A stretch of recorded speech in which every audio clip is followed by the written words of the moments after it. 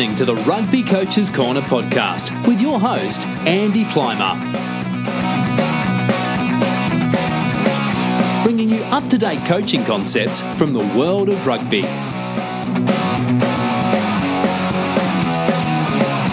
Sharing ideas to make the game better.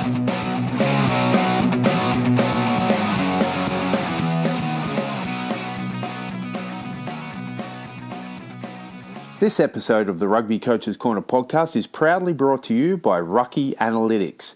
During this time of reflection, rugby coaches are looking for new ways to help their players improve.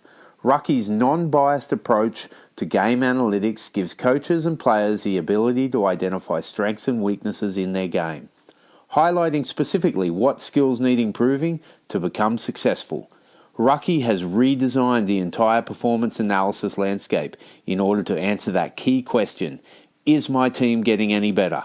Rucky has the answers. Find out more on rucky.com, ruckie.com, or find them on Twitter, LinkedIn, or YouTube. Welcome to episode number 80 of the Rugby Coaches Corner podcast. I'm your host, Andy Plymer, and joining me today is Curtis Lauzon.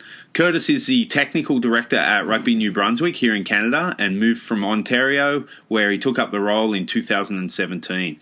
He heads up the province's senior women's team and has had assistant coaching roles with both the Canada U18 men's and women's programs and the Atlantic Keltics Senior Women. It's a pleasure to have him on the show, so welcome, Curtis. Great, thanks, Andy. I appreciate it. Yeah, no worries. So what's happening in your part of the world? Firstly, I love New Brunswick. Every time I go out to New Brunswick, I have a great time. Last time I was out there was with you, actually, at the coaching conference, the Atlantic Coaching Conference. I love the province. There's some great rugby people out there, so you must enjoy living there. I believe your wife's from there originally. Yeah, absolutely. Yeah. So when I moved in 2014, it was kind of an idea of staying for a year or two, and then obviously fell in love with the people out here, the province, and obviously with my wife now, who's from Quispamsis area. So it's a lovely area and lots going on despite the kind of landscape, but we certainly got lots of stuff currently going with Rugby New Brunswick. Yeah, cool. No, it's exciting. We'll definitely dip into a lot of that. And what about with the COVID lockdown right now? What's some of the initiatives that Rugby New Brunswick's taking on? Sure, yeah. We've been pleased with kind of some of the stuff coming from Rugby Canada. Obviously, some good webinars coming from their end. The other provincial unions have been doing a great job as well with content. So we're just trying to kind of bring that to our membership and bring our own twist and some more content and resources for our members. And really, we're trying to kind of do some work in terms of development and those conversations that probably get put aside at this time of year when we're ramping up for seasons and everyone's got their hands full. So, we've been pretty steady and busy throughout the last couple of months for sure. Yeah. And what about the local clubs? What are some cool initiatives that some of the local clubs have been doing? Yeah, the big one that we're really excited about, and we're on bi-weekly calls. So we're really looking to develop the youth programs in our club. We've typically had 7s and 10s events that happen throughout the summer, but with the push, obviously, of the season and still being hopeful for something in the fall, there's been a ton of good conversations on how we can kind of further develop those age grades, whether that's U15 right to U19 within the clubs. Yeah. Obviously, that conversation stems from missing a high school season, but we don't want it to be a one-off, even if it does happen. It's kind of talking further development to really grow that. So that's been a great conversation, and obviously clubs are like us as a provincial union and using this time to really put some ducks in order and look into policies and develop some of their programs that, like I say, typically during this time they're too over their head to kind of dive deeper into. So it's been beneficial for that. Yeah, for sure. Okay, well, what about you as a rugby player? What was your background? When did you start? What were your highlights, your lowlights, all those kind of good things? Sure, yeah. I grew up in Bracebridge, Ontario, Muskoka, as it's probably better known around Canada. Yeah. A couple hours north of Toronto. We had a rugby team in high school, and probably only being held on by some great coaches there. We laugh. There was times where you'd have 14 on the bus, and we'd either have to run to somebody's classroom to pull them out of class, or stop at somebody who was at home sick and convince them to come play. But definitely that beginning brought the love in for it. And looking back, obviously that high school coach who was more dedicated than a lot of coaches, or most coaches I've dealt with, just that program, kind of before I knew it, kind of taught me a lot about coaching from that end. From there, I had a good first year, so was told to try to play provincially. I was lucky to get selected in U15 and played throughout with the Rugby Ontario programs. During that time, I was also had a stint where I was able to play with the under-17 national program, which at that time was led by Jim Delaney and Francois Ratier. Yeah, right. And then long listed with the under-19 program. After that, I moved into college at Humber College, where I did 3 years there, and we were really successful in all 3 years, which is great. It was tough during that time to kind of get involved with senior rugby, so I did play a few stints during the college years at the Aurelia Dingoes as well. Beauty, what a name. Yeah. Unfortunately, that club has kind of led into another club, but yeah, they were. It was definitely a great first senior club experience for me. I guess I kind of skipped over around grade 10 or so. I just wanted more rugby, and that's kind of where I got the first taste of coaching. I helped coach the women's program at the high school there at that time, which was a great experience. And then right after, just in the middle of my college playing is when I had my first taste with the Ontario Storm, as it was. Now they're all the Ontario Blues, but that was the women's side of the program. Yeah. Where I was on a staff with some great coaches, and that kind of dove deeper into kind of the recruitment, the player assessment, and kind of deeper into the coaching of a high performance program. And I think it was at that time that really dug my love for coaching. And obviously that program was pretty special. Olivia Apps, now with the senior women's sevens team, was part of that program then. And then there's about half a dozen that actually ended up on the East Coast and some university sides here. So really good time there. From there, it was around that same time I got an opportunity with Gainline Africa to do some coaching in Uganda, which was, again, I think, further determined my love for that side of the game as well, like I say, coaching. And then on my move to Fredericton, it kind of gets laughed about now. I contacted the local club to say that I was a retired player. I believe I was 21 at the time. And told them that I was a coach, and that was going to be my role, and I was hoping to get some coaching opportunities. From there, that equals player coach right there. Well, yeah, that's what I thought. But I guess within the year I was captain of the club, and we've had a pretty successful last 5 years now, having represented at the National Club Championships years ago, and just success in the region as well. So fortunately I didn't do much coaching with the club, but that brought me onto some of the provincial programs, which eventually led me into this technical director role. Oh, great. Awesome. So, you touched on a few clubs there. You're with the Loyalists, right? I believe. Yeah. Great club. Great clubhouse and fields. I love going there. I love coaching and playing there. For those who aren't really familiar with the New Brunswick rugby landscape, can you tell us a little bit about some of the clubs, some of the schools, maybe some of the challenges with distance and those kind of things? Sure. Yeah, it's a difficult landscape to kind of get used to. Certainly, coming from the outside, the reality is similar to a lot of places in Canada. And even though we're regarded as a small province, I have an academy athlete that's a 7-hour drive away.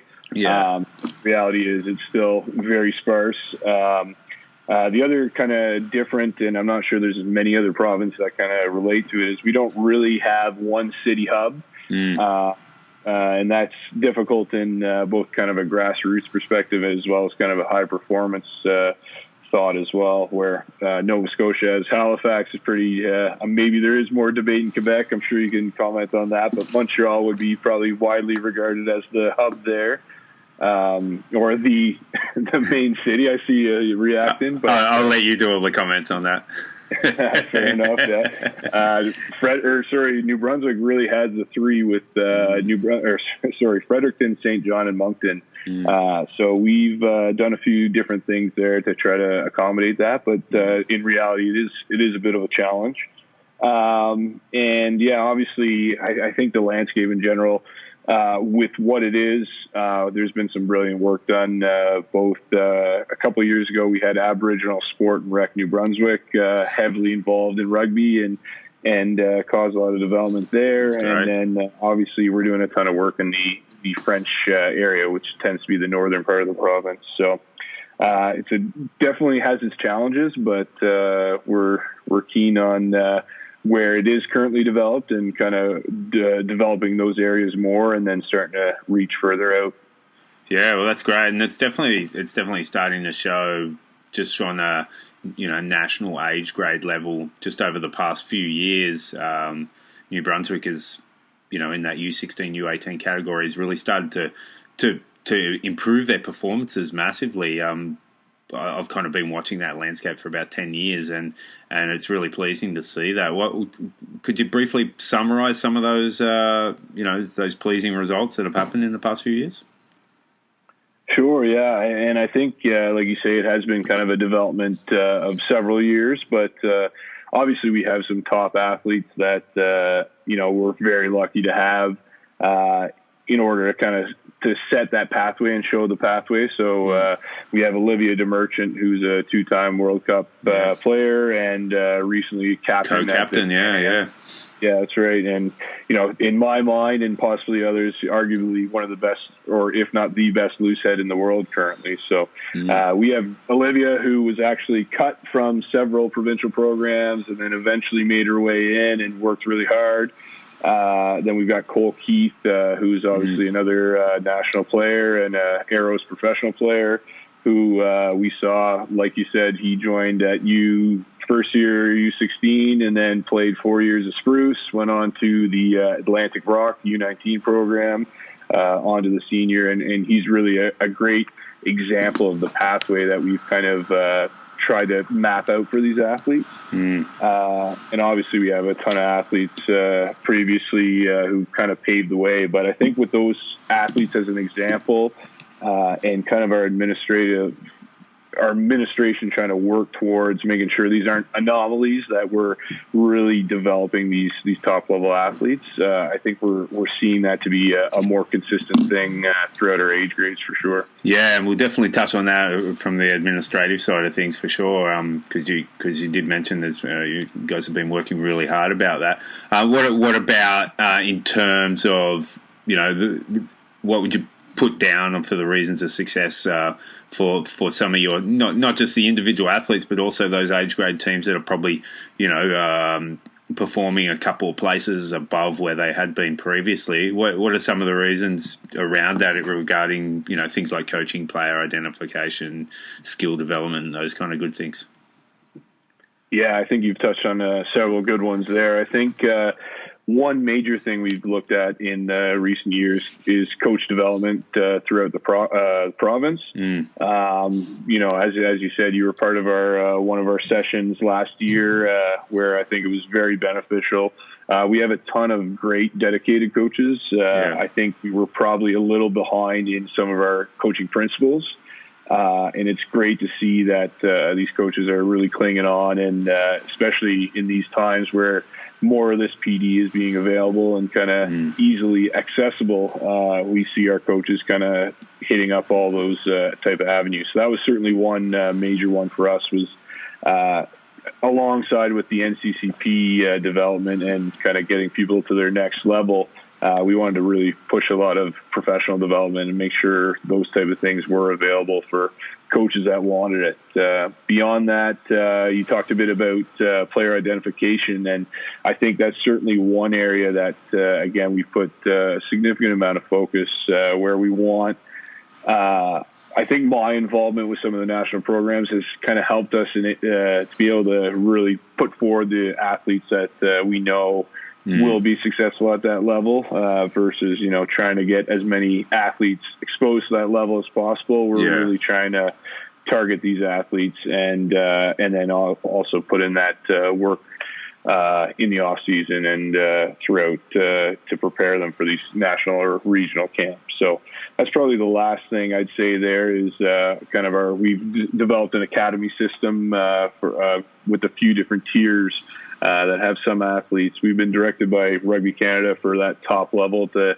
have around 150 strength and conditioning sessions a year. Right. Finally achieving that with obviously a small percentage of our athletes, but we are achieving that for some of our top prospects. And then we have kind of a lower tier where we have our top 40 athletes training about a dozen times in the off season, in addition to a regional academy where they're training an additional 10 times. So for those athletes that have been identified or are close on that ladder, they now have those opportunities to, I say, better prepare themselves for that next level. Yeah, and just, I'm pretty obsessed with coach development, and I just think that's probably one thing that if we can get out of, this international crisis, which no one really wants, but one of the benefits that's coming from a rugby landscape, especially a country the size of Canada, is that we're now getting access to things like webinars and online learning tools and those kind of things. And hopefully that's a bit of a reset button and we can keep pushing forward with that really good content, because there's so many good rugby brains across this country that can be contributing for sure. Yeah, absolutely. Yeah, and like you say, they're more accessible and more happening during this time, which is great. Obviously, there's a lot out there. I've been redirecting people back to visit some old episodes of yours. So, perfect. Yeah. Thanks, man. Appreciate it. Cool. All right, you touched on also like some, the need for some structural changes on an administrative level. What were some of those key kind of organisational changes that you've overseen or you've been working with groups in that have really had, especially in terms of player performance and team performance on the field? What have been some of the big ones? Yeah, although my role is technical director with the union, up until January of this year, I was the only paid employee. So obviously that encompasses a large portfolio. So a lot of that administrative side was kind of led to myself, which was actually fine. With my sports management background, I felt that was an area that we could really put a kind of backing that was needed before a lot of the development pieces could be put in. So the major ones we touched upon, some of that the academy stuff that has been developed, and I think that was through a well-structured application process and kind of talent ID, as well as kind of a well-structured coaching philosophy around where that academy could take. But I think even before that, we kind of talked about some of the major guiding principles and some of our strategic planning around what happens and how those things happen. I think were really key getting put in place before we really tried to plug away on too many things on the ground. So that was really what the first year entailed, was a lot of those strategic conversations and kind of getting a better feel for the landscape of the province and where the opportunities really stood out. And then since then, obviously, with some of that backing, we've now been able to hire a rugby development officer, Bailey Andrews, which has been a massive help, where we can now have that kind of dual effort in a lot of places. So previously there'd been a ton of work in grassroots. So there's a ton of athletes in the province, almost, half of people through elementary schools had been exposed.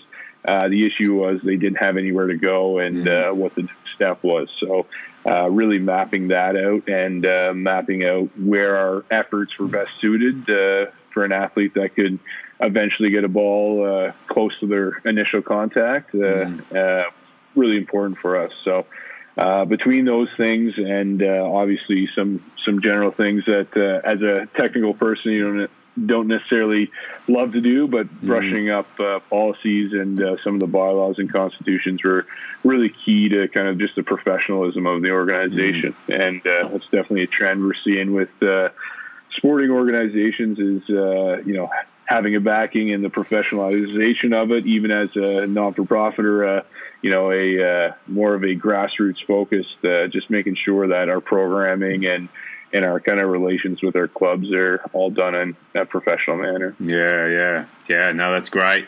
Just makes me just thinking about a few things with my experience here in Canada and the time I've spent here. And I feel one of the big challenges, I've talked about this a few times on the show, is just one of the big challenges for moving athletes forward is the pay-to-play programs. Almost all provincial programs are pay-to-play, and then nationally they're pay-to-play.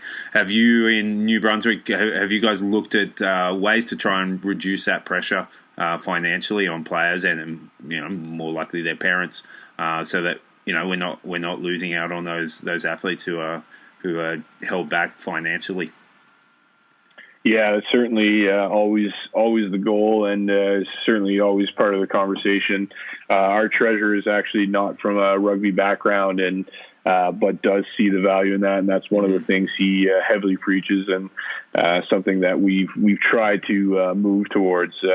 Obviously, at the provincial level, it becomes a bit more challenging for us as we try to keep the costs as low as possible, but we try to maintain those programs as best as possible. I can say for all athletes that are selected for regional camps or any national programs, do get a significant amount of relief from the provincial union. That's so great. Happy to say that our board has done an excellent job. Now, considering things, it's much easier for a smaller province. We may only have 4 or 5 or half a dozen selected for a program, but it's definitely been an emphasis from our last couple executives, and I think continues to be the case. Yeah, that's awesome. That's great, especially from a small union like you say, where you've got less players paying registration. So the fact that it's a priority is awesome. All right, what about you as a coach, Curtis? What just in general, what are when you're coaching? What are some of the behaviours and qualities that you like to put forward when you're leading a group of players? You're coaching mainly women at the moment. What's a session with Curtis look like? Sure, yeah. Despite kind of the low monotone voice, I try to be as high energy as possible. Yeah. I think that's something I've certainly learned from the coaches that I've liked the most is that high energy throughout the session. Oftentimes, I try to remind myself to if it looks like I'm having the most fun in the room, it's a good thing. So sometimes that may be the case, but like I say, that's certainly something I've developed from watching some of my favorite coaches as an athlete, or now being a part of some of these higher level programs, realizing that that's certainly the case there as well. Is if the athletes can really feel the passion in a session or passion about a certain area of the game, they tend to respond a lot better than trying to plug through kind of drills or activities that are a little bit repetitive, or however you want to say it. So that, in addition, we've obviously I've had some good mentors. We hope to make those sessions look as game-like as possible, and both in the fun aspect, but also that they're seeing as many different pictures that they may see in a game. So with all those things in mind, I think you'll see a high-tempo session. Lots of jokes, laugh, but also some high-quality reps in whatever we're doing. So at least that's what the goal is, and what we aim for, certainly. Yeah, cool. And you mentioned pictures that players see and trying to interpret that and respond to that. How's the best way for you to do that? Yeah, and that's kind of been a more of a focus in the last couple of years that we've certainly seen is to try to develop as many pictures as we can. And I know we're going to speak defense in a second, but certainly that idea that tackle straight up, that we can get locked into doing 100 reps of one picture. We definitely try to spread that picture to, if we can do, if we were intending on doing 20 reps of the same picture, if we could do 20 reps of different picture within a drill or an activity is certainly kind of become the focus for us. Yeah, cool. All right, well, let's jump into that. You've done a lot of your focus now, especially in the assistant coaching roles that I mentioned in the intro, have been around defence. If someone was to come and watch a session with you running a defence session, what are they going to see? What are they going to hear? Yeah, I think the biggest thing that possibly sets us apart, or sets what I try to do with some of our programs apart, is to really add the competition component of it. So one example that we see often with the Atlantic Keltics Senior Women is Jack Anratty, who would be the lead coach and the attack coach, would be running his session. And I would have half the group to run my defensive side, so that we see a game-like scenario, obviously in modified games, and to kind of pull out what we're looking from our sides. But it becomes both competitive between coaches. We joke around and we'll yell at each other on the training pitch, but within the players, I think we really developed that level of competition. We've certainly brought in your clickers as... they're not mine. I stole them from Rusty, and he stole them from someone else, but that's awesome. There you go, yeah. So we're certainly keeping score, and it just becomes a lively... and whether that, it doesn't necessarily have to be full contact. Sometimes, we're trying to pull tiny things out of each area of our respective sides, but... those modifications, we really see the athletes really pushing in that competitive atmosphere, and we kind of feel that there's no better way to see those different pictures than in that kind of game-like scenario. So that's really what it looks like, and I think I'm not sure how many are doing it that way, but we found it extremely successful to have that competition between those two sides. Yeah, no, I was going to ask you about that. Actually, you mentioned contact, and that's always like the fine balance, right? How much contact do you actually do? I kind of use a traffic light system: red light, orange light, green light. Where green is full on, orange is shoulder in, and red is pretty passive stuff, which I don't use a lot. But I kind of think the way I think of defense is that the contact part's the last thing that you do in defense. So I kind of like to spend a lot more time on the stuff before it. So the work off the ball, the positioning, I call it defensive intel. I don't call it communication. I banned that because it's such a vague, broad term. But and no one's allowed to say it at my practice sessions. But that's a side point. I'm kind of with you on that in terms of like 15v15 or whatever you have, and that you work on the stuff that's leading up to the tackle, more than you actually work on the individual one-on-one tackles. Although you have to do that. Yeah, no doubt. That's certainly, we tend to try to work on those. Obviously, that's a high-level group, so we're anticipating they're starting with some skills, but certainly within that, the tracking component and kind of that stuff close to contact, even before we're doing any of that contact. To your point, I think we could see whether or not we're going to have success. In that orange light, or even less, based on just kind of that stuff pre-contact. So absolutely, that's been kind of our focus, and without necessarily having to go green all the time or full on all the time, we're able to see where we're at and assess those things. I will say with that landscape in particular, we train every couple weeks, since it's such a large group. Sometimes that's monthly. So typically when we do have those athletes, we're able to go full on, and those athletes are prepared for a pretty intense session. Yeah, that's definitely different than if it's a club side that you see twice a week, or a university side that you see 4 times a week. But if you only get them once a month, you've definitely got to get some contact in there for sure. Cool. All right. New Brunswick Rugby just released or launched a podcast, mate. You've entered into the podcasting sphere. Firstly, the title of the podcast, I absolutely love it. Between Two Spruce, a bit of a take on Between Two Ferns, Zach Galifianakis. Talk to me a bit about that. What was the goal for why did you start up a podcast, and what's your goals for producing some material? Sure. Yeah. No. I laugh because in one of the podcasts I say I bought a podcasting mic I think 3 years ago, and this is the first time I'm using it with this podcast. Actually, I got the idea from our Soccer New Brunswick. Actually, does a biweekly, I believe, just an update to their members. Right. Yeah. I sold that a few years ago, and just the appeal of certainly from myself as a consumer all the time of podcasts, that it's certainly more appealing than getting a press release every couple of weeks or a news clip. So that was the main driving force behind it. Obviously, the matter of the times made it a reality, and been really pleased. We've been able to. Maybe it doesn't stretch currently beyond kind of the province as we kind of dive in, and certainly the first two have dove into some issues directly relating our members, but hopefully we can span beyond that, and I think there will be some content that's relatively universal.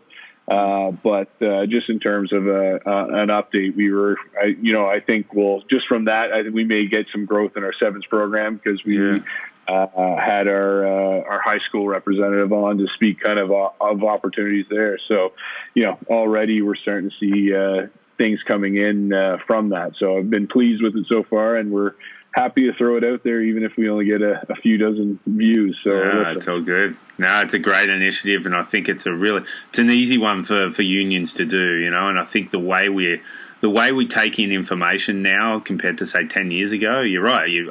When was the last time I read a newsletter? I can't remember reading, one recently. I think people want their information in bite-sized snippets now, or in an audio package that they can, on their drive to work. So I think it's a great initiative, mate.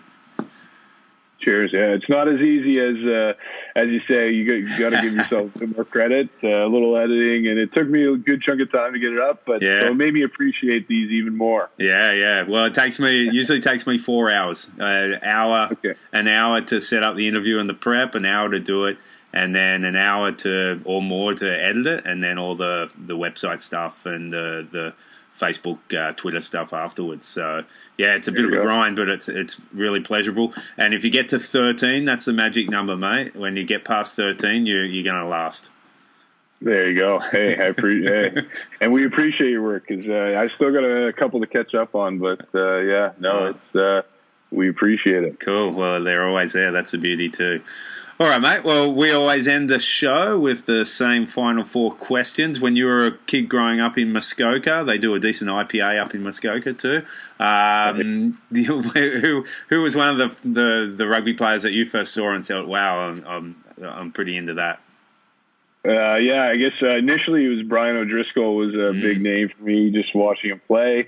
In my first year, I was playing kind of wherever, and I did play some 13 before quickly getting moved to the front row. So that was kind of an initial one. And then obviously as I got moved into a spot that I lasted a long time, Dane Coles was the other one that as I became a hooker, was one of the ones that I idolized for sure. Yeah. And what about now? Who are some of the players you like watching them run around?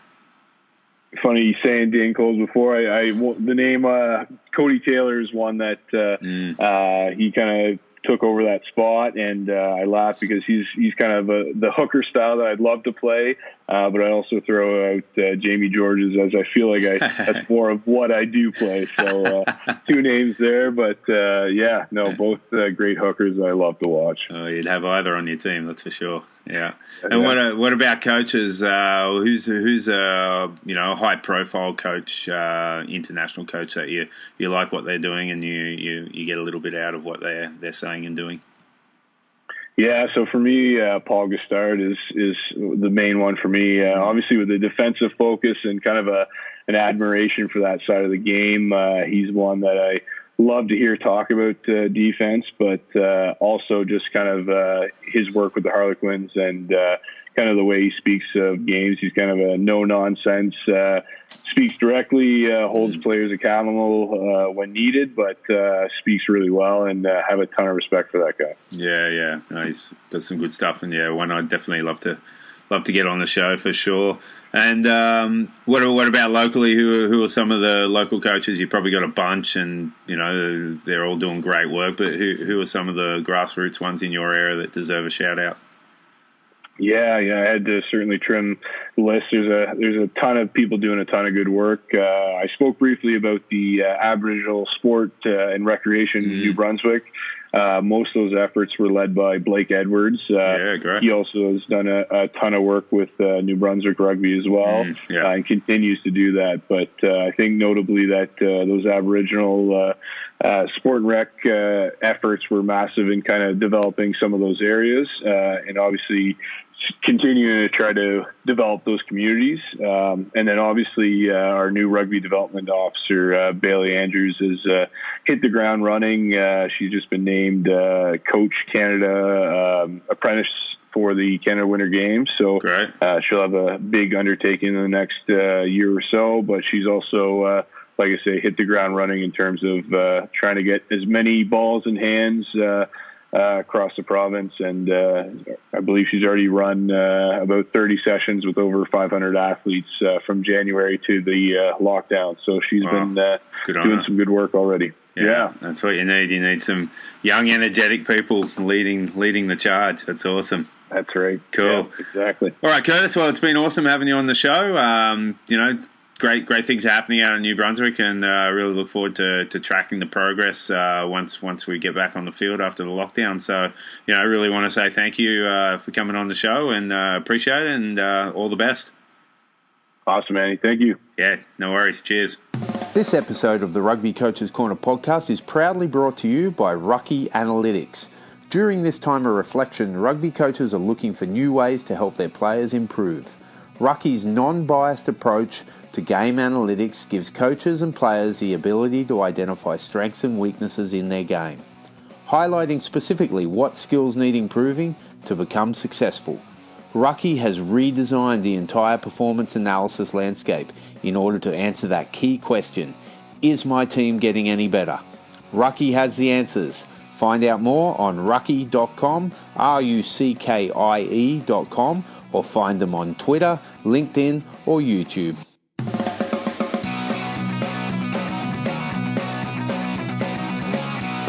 Thanks for listening to the Rugby Coaches Corner podcast. If you enjoyed the show, please leave a review via iTunes and keep listening for the next episode.